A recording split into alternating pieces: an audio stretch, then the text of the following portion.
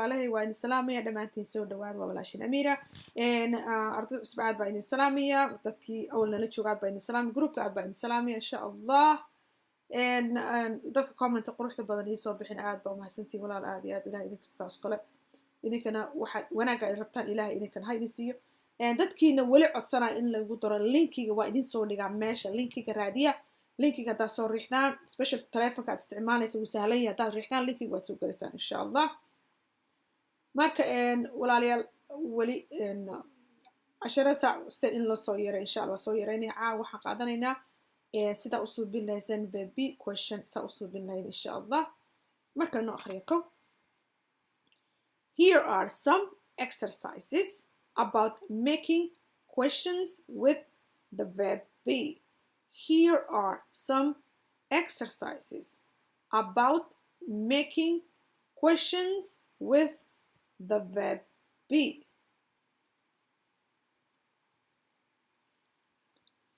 Is Abdi in the classroom? Is Abdi in the classroom? Are the teachers in the school? Are the teachers in the school? Are the teachers in the school? Is your mother at home? Is your mother at home? Are you tired? Are you tired? Are you okay? Are you okay?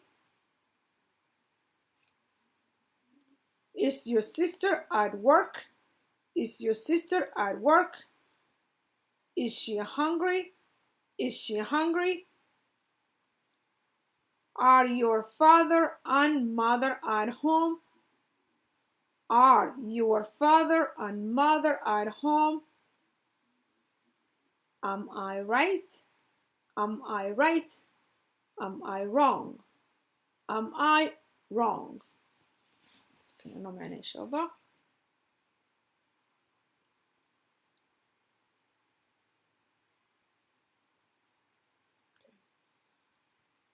Here are halkan waxaa some exercise xoogaa exercise about ku saabsan making sida loo suubiyo questions su'aalo with oo macnaha with ku jira weeye oo raacsan with wuxuu raacsan the verb be verb be waxa la ogtiin waa is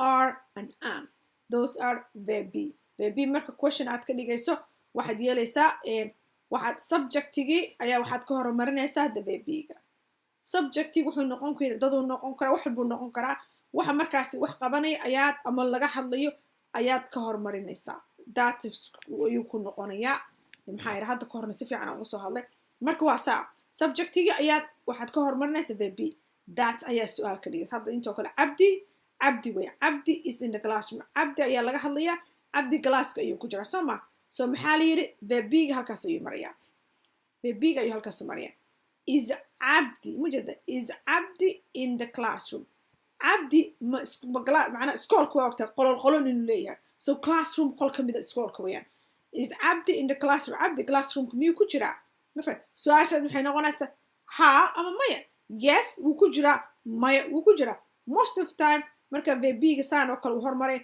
jawaabtu waxay noqonaysaa yes or no ha ama maya ha ama maya ha ama waxa harta ku dari kartaa marka halkan are the teachers in the school wajada the teachers ma waxa laga hadlay ha waa subjective ma ogtahay waa kana are maxay martay subjective ayay ka hormartay are the teachers in the classroom macallimiinta schoolka ayay joogaan sorry are the teacher in the school are the teachers in the school macallimiinta iskoolkay ku dhex jiraan macallimiinta iskoolkay ku dhex jiraan jawaabta waxay noqonaysaa ha way ku jiraan maya ku jiraan insha Allah waa yes or no faant insha Allah halkan is your mother at home is your mother at home hooyada guriga may joogtaa hooyada guriga may joogtaa marka soo mujada your mother is the subject mujada is halkaas uma is your mother at home hooyada guriga miyay joogtaa. Are you tired? miyaad daalan tahay ma daalan tahay. Are you okay? Are you okay? inta badan are you okay waxaad leedahay waxaad ka soo qaad caruurta markay dhacdo kale ama qof wax inuu ka daato kale waxyaalo ood xoogaa problem aad u arkaysa maarta qof maybe qof oo inuu trontroodo dhaca laga yaabaa are you okay inkasta macnaha ma fiican tahay macnaha wax ma ku gaaray ma fiican tahay qof markaa warsanaysid are you okay wala qof jidka iska socda are you okay ma dhihi kartid are you okay dar maxay ka qaldan aniga kulay magta laakiin qof wax markaas ku dhacayo qof jug gaartay qof maxay ama aad ku dhacday xataa waa dhihi kartid are you okay macnaha wax gaarsiiso kale saas ayuu isticmaalaysaa لا قف جدك كاسو هرمر are you okay درس أساس كفر حكوا الله يسار you okay لكن are you okay يعني هذا قف ألعاب إنك كدارتها لقيابا قف أو إسناد وحنو سيام جدك ومدح وهاي ستايل وكله وذيكرت are you قف مروكسنا دارت وذيكرت are you okay وذيكرت أم قالت مركوا إن شاء الله ساو استعماله. Is your sister at work? Is your sister at work? ولا شقد مية جوكتا. Is your sister at work? walaasha shaqada miyay joogtaa. Is she hungry? iyadu miyay gaajaysanta miyay baahi maya haysa. Is she hungry? iyadu ma gaajaysanta iyadu ma baahan tahay. Are your father and mother at home? aabbaha iyo hooyada guriga may joogaan. Are your father and mother at home? hooyada iyo aabbaha guriga miyay joogaan. Am I right? miyaan saxsanahay. marka wax inta ku sheegan ku am I right miya saxsanay daan mis wixii aan ku soo sheegan ka hadlay moogtahay laakiin inta ku am I right ma iska dhaha maya waa in wax soo hadala ka soo horeeyay moogtahay hadaan anigu ma saxsanay daan mis hadala ka soo horeeyay aan ku dhahay marka waxaan ku weydiinay ma saxsanahay am I wrong daan mid erigan waxa loo akhriyaa wrong w ga lama akhri waa silent.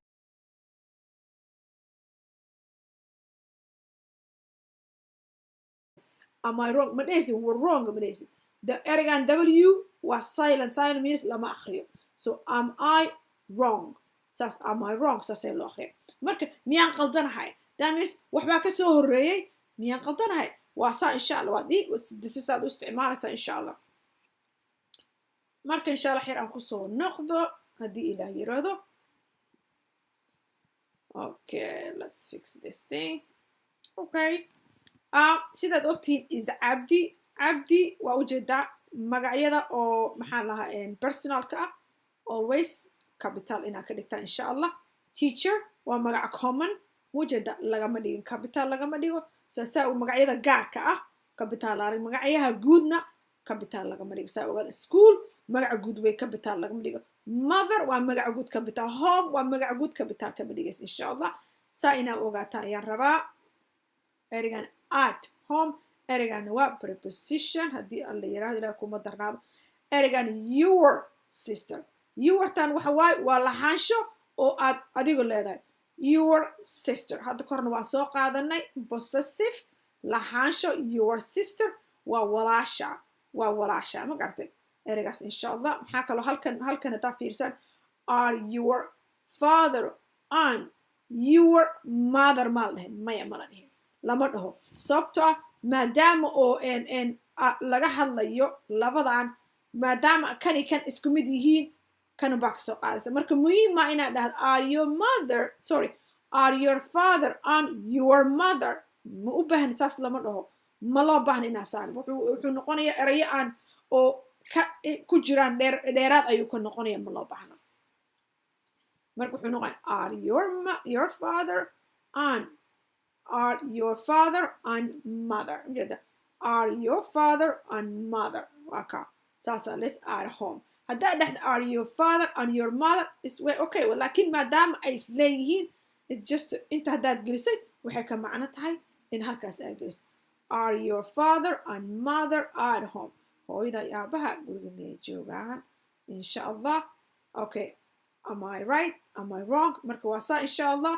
intaas idinku soo gabagabeynaya waa 10 iska yar sidaad codsateen inaan idinka soo badin marka khayr baa idin wada rajeynaya dhamaantiin insha Allah. Assalaamu calaykum waraxmatullaahi wabarakaatuh.